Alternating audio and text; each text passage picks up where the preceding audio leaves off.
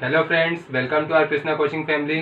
Friends, आज से हम स्टार्ट कर रहे हैं अपने कंपनी सेशन का थ्योरी पार्ट। ये पार्ट हमारे एग्जाम में 25 मार्क्स का आता है।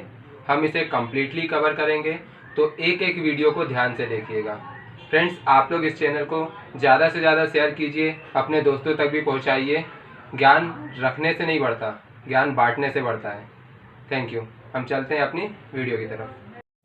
सो फ्रेंड्स, आज हम पढ़ेंगे कंपनी की डेफिनेशन, कैरेक्टरिस्टिक्स और टाइप्स। चलिए स्टार्ट करते हैं। Company, a company is an artificial legal person incorporated by law with its own property and has legal objectives and limited liability. A company is separate from its member and has perpetual succession. It works under a common seal and binding up by law.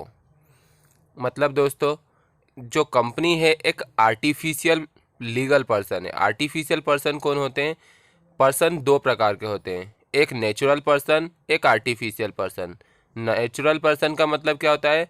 जो हम और आप हैं, मतलब जो by birth जन्म लेते हैं, जो खाना खाते हैं, जो सांस लेते हैं, वो नेचुरल पर्सन है।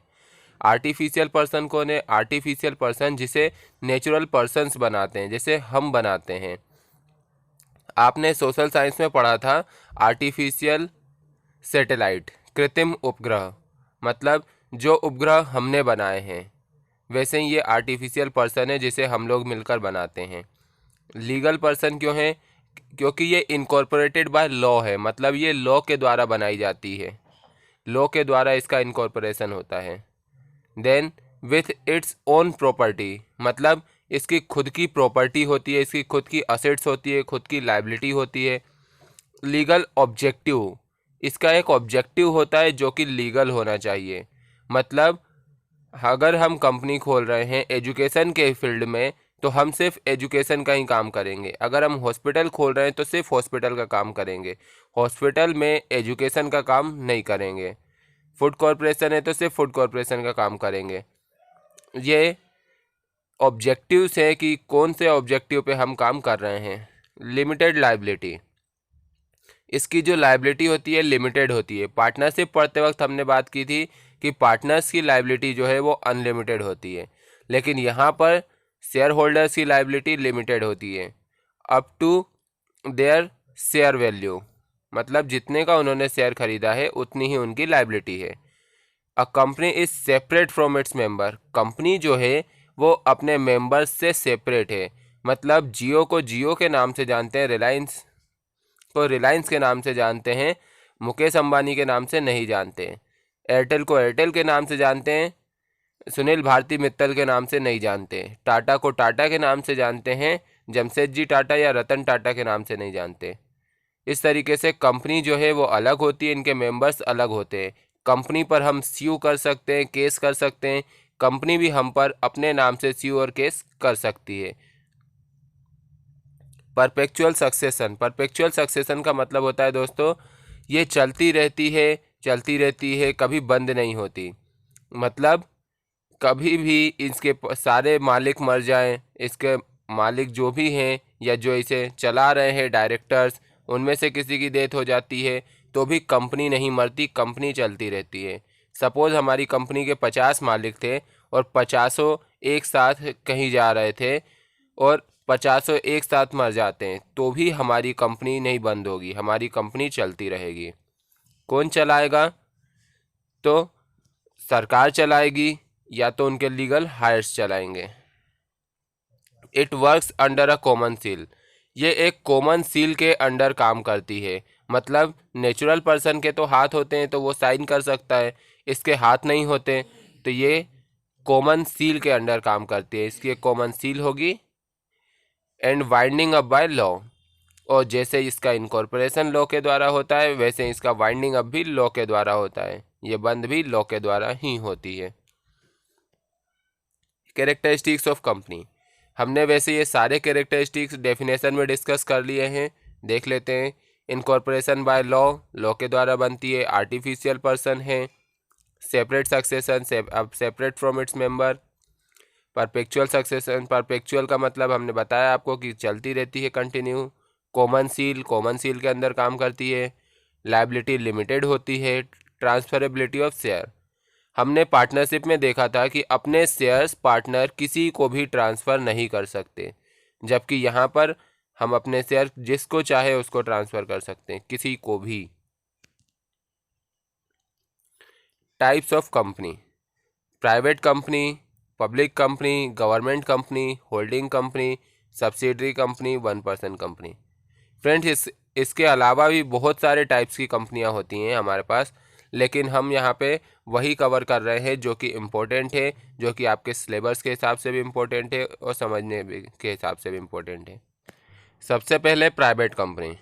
Private company are those companies whose article of association is restricted the transferability of share to the public at large, has minimum capital is 1 lakh, has minimum number of member is 2 and maximum 200, use private limited at the end of his name। इसका मतलब क्या है दोस्तों कि private company वो company होती है जिनका आर्टिकल ऑफ एसोसिएशन रिस्ट्रिक्ट कर देता है, क्या? ट्रांसफरेबिलिटी ऑफ शेयर को, ट्रांसफरेबिलिटी ऑफ शेयर को नहीं, पब्लिक एट लार्ज को ट्रांसफ़र नहीं कर सकते आप। मतलब क्या है, वो इनसे कहता है कि आप शेयर हर किसी को ट्रांसफ़र नहीं कर सकते।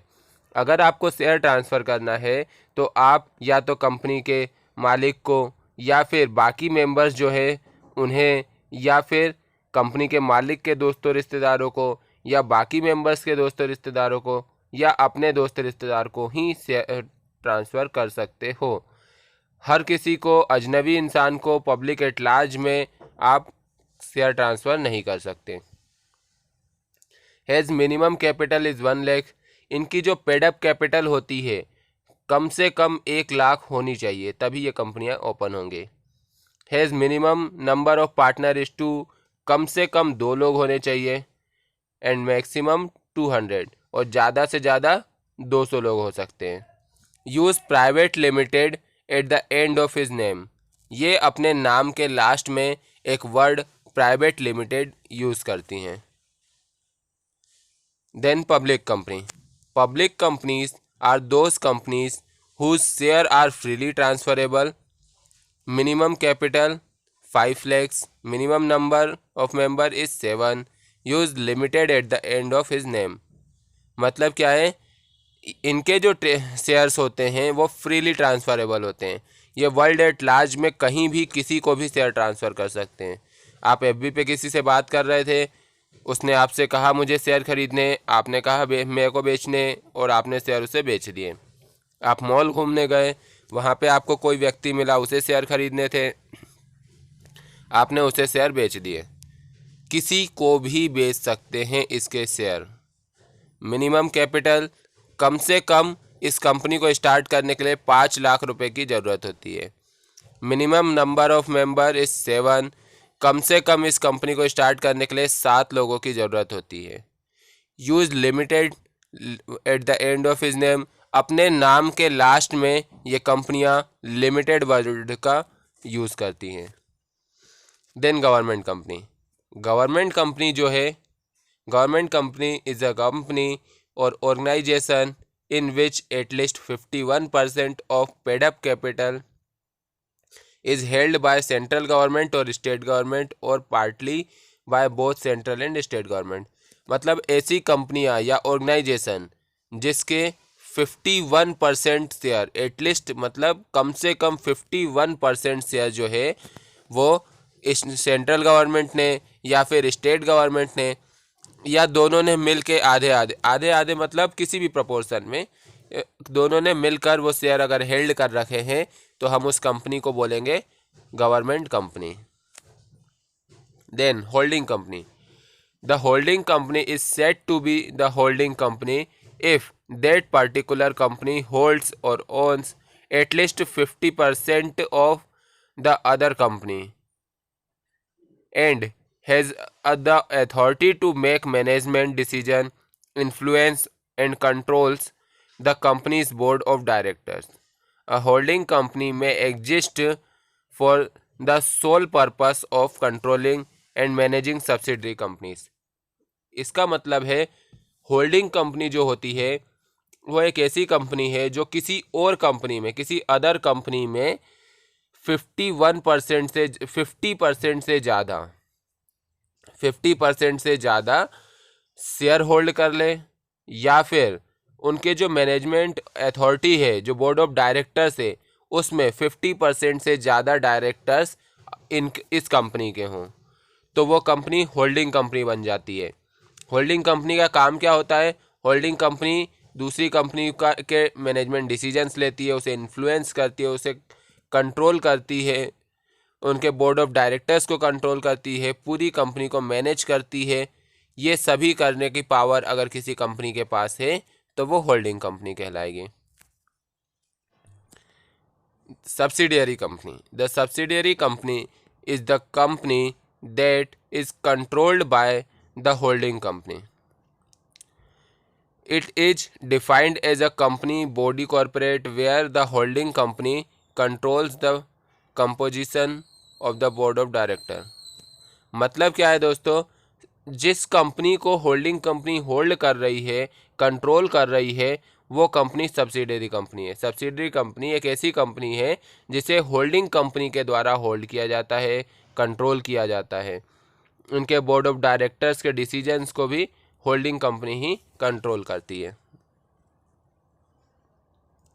वन पर्सन कंपनी, ये कंपनी का एक नया टाइप है जो कि 2013 में कंपनीज एक्ट 2013 जब आया था तब ये नया ऐड हुआ है। इससे पहले वन पर्सन कोई कंपनी नहीं ओपन कर सकता था। ये भी एक प्राइवेट कंपनी का ही टाइप है, और प्राइवेट कंपनी में हमने पढ़ा कि कम से कम 2 लोग होने चाहिए। चलिए देखते हैं। One person company as a company that has only one person as to its member. मतलब वन पर्सन कंपनी वो कंपनी है जिसमें सिर्फ एक ही व्यक्ति इसका मेंबर होता है। A unique feature of one person company is that the sole member of the company has to mention a nominee while registering the company. मतलब वन पर्सन कंपनी के जो ऑनर हैं उसे एक नॉमिनी रजिस्टर्ड करना पड़ता है। कंपनी को रजिस्टर करने से पहले एक नॉमिनी मेंशन करना पड़ता है। तो यहाँ पर भी हम अपनी कंपनी एक पर्सन से नहीं खोल सकते, हमें 2 पर्सन चाहिए, एक वन पर्सन जो कि ऑनर है और दूसरा नॉमिनी। सो फ्रेंड्स, कैसी लगी आपको हमारी वीडियो? फ्रेंड्स, आपको जो भी डाउट्स आते हैं आप मुझसे कमेंट बॉक्स में या फिर मेरे व्हाट्सएप नंबर पे पर्सनली मुझे पूछ सकते हैं। हम एक एक करके पूरी कंपनी पार्ट को कवर करेंगे। तो फ्रेंड्स, वीडियो को लाइक कर दीजिएगा, शेयर कर दीजिएगा, और अगर आप हमारे चैनल पर नए हैं तो इसे सब्सक्राइब जरूर कर दीजिएगा। धन्यवाद।